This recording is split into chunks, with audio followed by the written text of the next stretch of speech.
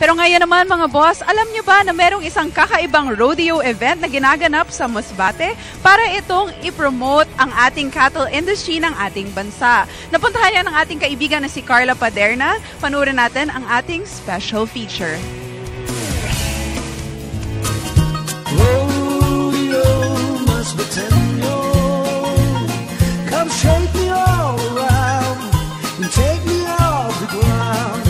Turn around and round all the greatest Filipino rodeo. Unang ginanap ang Rodeo Festival noong 1993. Ang unang dahilan ay para matulungan ang kabakahan o ang cattle industry ng Masbate. Rodeo Masbateño. Ito si Judge Manuel Sese, ang presidente ng Rodeo Masbateño Incorporated, na siyang nag-umpisa at hanggang ngayon nag-oorganisa taon-taon ng festival. Noong una, ang dahilan ng Rodeo Festival ay upang mapaunlad ang pagbabakahan dito sa lalawigan ng Masbate. Pero ngayon, hindi lang pagbabakahan, kung hindi para paunlarin ang turismo sa lalawigan ng Masbate. Dumarami ang mga bisita natin taon-taon. Dumarami rin yung mga sponsors ng ating Rodeo Festival. At sa pagbabakahan naman ay patuloy nating sulong o na-establish yung pagiging #1 cattle producer province in the Philippines. Rodeo Masbateño. At syempre, hindi mabubuhay ang mga bakahan dito sa Masbate kung wala ang mga cowboys, cowgirls at ranchero na nangangalaga sa kanila. Kaya taon-taon, ginaganap ang iba't ibang rodeo competition dito sa Grand Rodeo Arena kung saan nagpapakita ang mga Masbateño ng iba't ibang galing sa larangan na ito.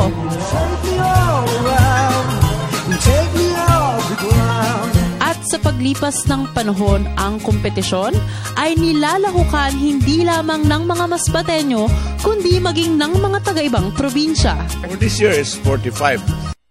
36 last year.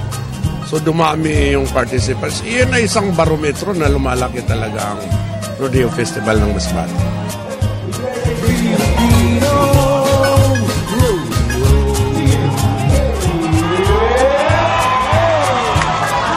Hindi lang dyan nagtatapos ang Rodeo Festival. Nagiging isang one-stop shop din siya. Katulad na lang nito, mga delicacies from Masbate, handicrafts, at iba't iba pang gamit o mga produkto na galing sa iba't ibang parte ng Pilipinas.